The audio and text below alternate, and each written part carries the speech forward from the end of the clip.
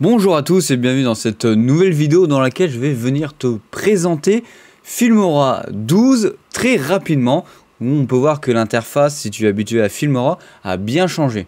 Alors, tu peux voir que a priori le bac de rangement d'effets de clips vidéo est au même endroit, la source vidéo que tu peux voir est au même endroit, et ici toutes les sources que tu vas vouloir mettre fonctionnent de la même manière, c'est-à-dire que c'est un système de calque, plus on est haut, plus on est prioritaire, par exemple par rapport à l'image qui est juste en dessous, etc., etc.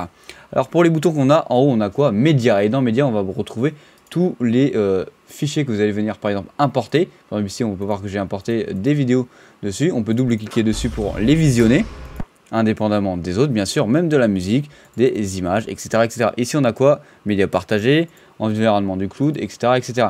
Et auparavant, on avait tout ce qui était les images ou les couleurs fixes, etc., etc. Ceci maintenant arrive dans Média libre. Tu cliques dessus, tu peux voir que tu as toutes les couleurs, couleurs unies, dégradées, fond vert, etc. Ici, tu as Pexel, une base de données. Tu as en dessous Giphy, aussi une base de données. On peut voir qu'ici, c'est une base de données de GIF. Ici, on a Pixabay, donc une base de données d'images, libre de droit. Et en dessous, on a une splash. Voilà, directement avec d'autres images. Juste au-dessus, après, on a quoi? On a audio et on va pouvoir retrouver les musiques et même les effets sonores là-dedans.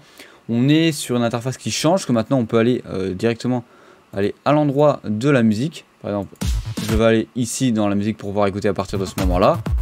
Voilà. On peut aller ici dans musique pour aller sélectionner toutes les autres musiques. Alors, les musiques qu'on a gratuitement dans le logiciel, faut s'imaginer qu'ici, on n'a plus d'icône, on n'a pas un diamant ou autre chose qui apparaît. Par exemple, si on va là-dedans, on peut voir que celle-ci, on va pouvoir l'utiliser sans payer un surplus. Après, ici, on a quoi? On a tous les titres. Et les titres, c'est-à-dire avec les titres d'animation. Par exemple, on va mettre celui-là ici. C'est un système de glisser-déposer classique. Voilà, ça va venir s'afficher. Pour le modifier, on double-clique dessus. On peut voir que l'interface aussi, là, a changé quand on sélectionne un titre. On a cette fois-ci les trois parties du titre qui sont compartimentées. Par exemple, ici, on a le texte du bas. Ici, on a le texte du haut. Et ici, on a l'animation qui se déroule juste derrière le texte, c'est-à-dire c'est ça, l'animation qu'on a juste derrière. Avec mon Spotify juste ici en tout petit, ça va être un petit peu charrette, même si on joue. Voilà, tu vas pouvoir modifier tout dedans.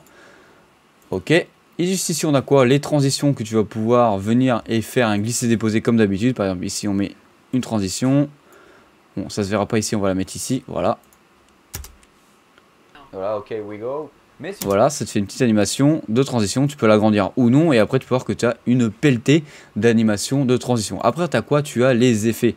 Dans les effets, tu as les recommandés, les vidéos effects, etc. etc. Tu as même une nouvelle fonctionnalité New Blue et VX, qu'on pourra aller voir dans une autre vidéo bien distincte de celle-ci. Voilà, les effets spéciaux c'est pareil, c'est du glisser-déposer que tu vas mettre en calque prioritaire. En gros, tu vas venir prendre, par exemple, on va prendre ce calque, cet effet-là. Voilà, je vais devoir le poser au-dessus pour que cet effet s'affiche. Si je double-clique dessus, je peux venir modifier l'effet de celui-ci, le rayon, etc., etc. Voilà, après tu as quoi? Les autocollants.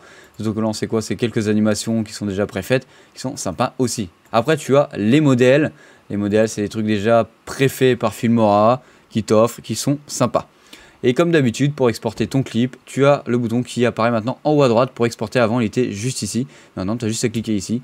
Et après, tu as la même manière d'exporter que sur les autres Filmora. En tout cas, j'espère que cette vidéo t'aura plu sur une présentation rapide de Filmora 12. Tu auras des vidéos bien détaillées sur la chaîne qui devraient arriver par la suite.